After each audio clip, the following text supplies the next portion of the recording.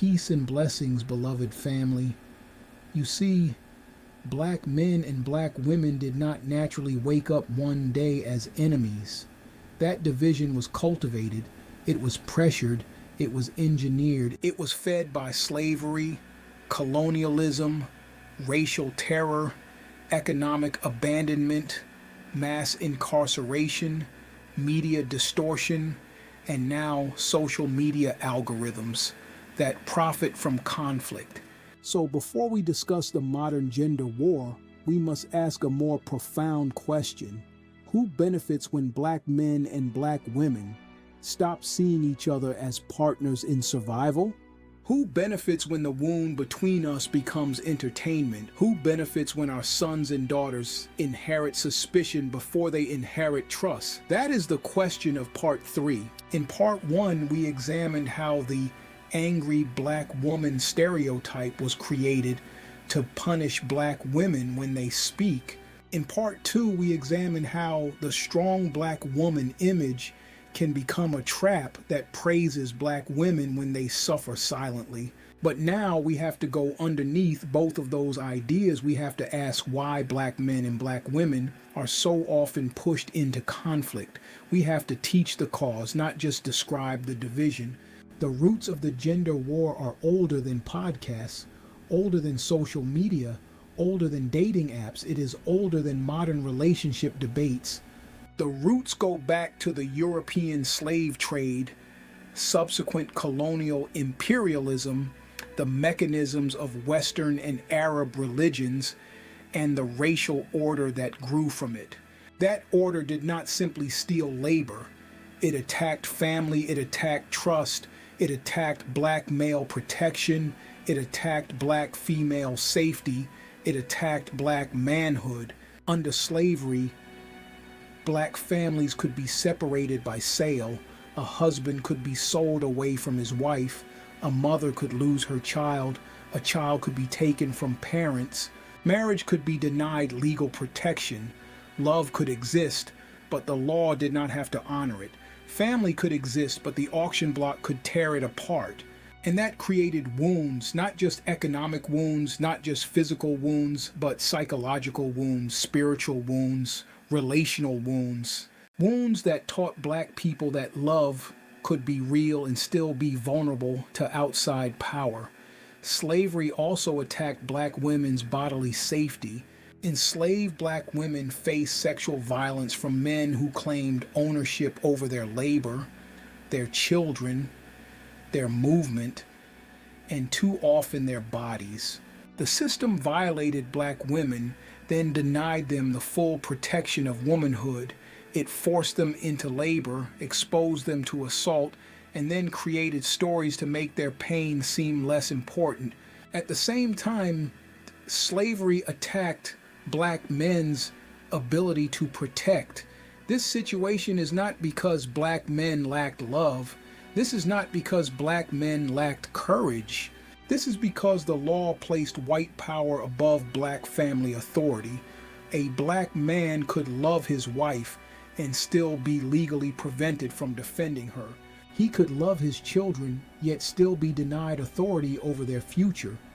He could have the desire to protect, yet be trapped inside a system designed to make his protection punishable through barbaric Eurocentric violence. That history is vital because when protection is attacked for generations, people inherit fear. When safety is attacked for generations, people inherit suspicion. When family is attacked for generations, people inherit grief that they did not personally create, and sometimes, without understanding the source, they turn that grief towards each other.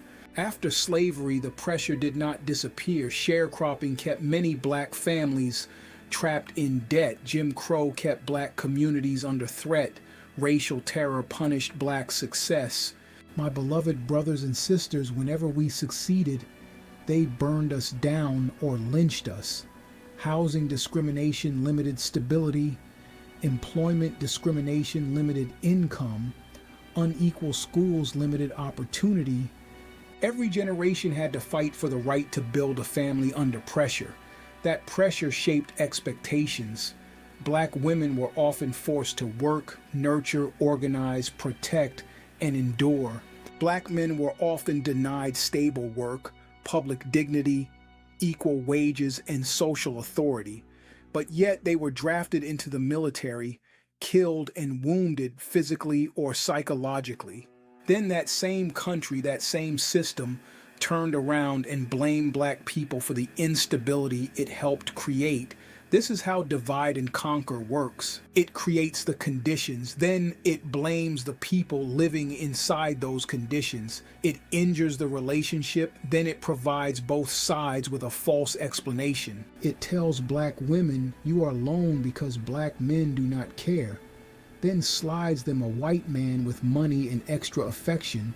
It tells black men, you are disrespected because black women are too angry, then slides them a docile white woman.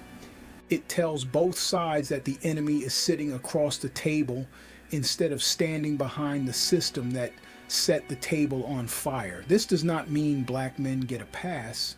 It does not mean black women must keep enduring harm in the name of history. Understanding the cause is not the same as excusing the behavior. We cannot heal what we refuse to diagnose. Then came another deep wound, mass incarceration. The war on drugs, aggressive policing, and sentencing disparities helped remove large numbers of black men from families. This did not only affect the men incarcerated, it affected women, it affected children, it affected trust, it affected marriage rates, fatherhood, and the emotional life of entire neighborhoods. When men are removed from communities, women are often forced to carry more. When women carry more, exhaustion grows. As exhaustion increases, resentment can also grow. When men return from systems that have stripped them of dignity, they may carry their wounds back into families already under pressure. Then both sides are told to blame each other.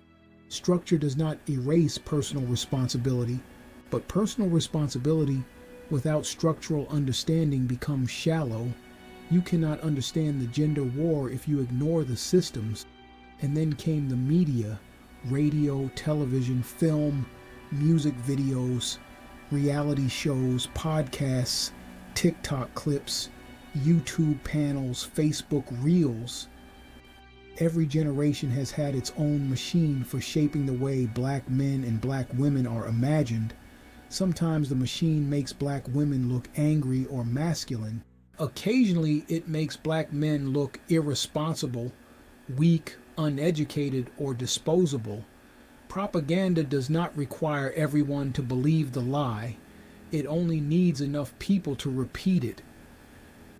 Today's gender war content often takes old wounds and gives them new language. It turns pain into clips. It turns frustration into monetized outrage. The algorithm does not care if we heal. It rewards conflict. It rewards insult. It rewards exaggeration. It rewards division that keeps people watching. So the old plantation strategy has found a new microphone. Divide, distract, humiliate, misname the wound, then sell the argument back to the wounded people. That is why we have to ask, who benefits? Who benefits when black women are told that black men are naturally incapable of protection? Who benefits when black men are told black women are naturally hostile? Who benefits when our boys inherit resentment before responsibility? Who benefits when our girls inherit suspicion before softness? Who benefits when love becomes a battlefield? The capitalist, white supremacist, colonial settler system benefits when we forget the cause. Content creators benefit when they can sell outrage. Political interests benefit when instability becomes a talking point. Truth 1, white supremacy attacked black family life. Truth 2, black men and black women still have responsibilities. Truth 3, healing will not come from pretending harm did not happen. It will come from naming the system, naming the wound, and refusing to keep performing the script. Black women should not be asked to absorb disrespect. Black men should not be reduced to damage, and the community should not keep rewarding the loudest voices simply because they turn pain into entertainment. The way forward begins with better questions. Not why are black women so angry, but what have black women been forced to carry? Not why are black men so absent, but what systems helped create absence? We are not obligated to keep fighting inside the burning house while the arsonist escapes the conversation. The goal is not shallow unity. The goal is truthful repair. A unity that tells black men the truth. A unity that hears black women's pain. A unity that protects children. A unity that studies history. Part 3 has shown the roots of the division. The division was not natural, it was cultivated. But what was cultivated can be challenged. What was taught can be unlearned. In Part 4, we will deal directly with black men, not to attack black men, not to shame black men, but to ask what accountability looks like when we understand the history. Peace and power, beloved family. This is Brother O of the O Institute. Remember the history, question the script, and protect the humanity.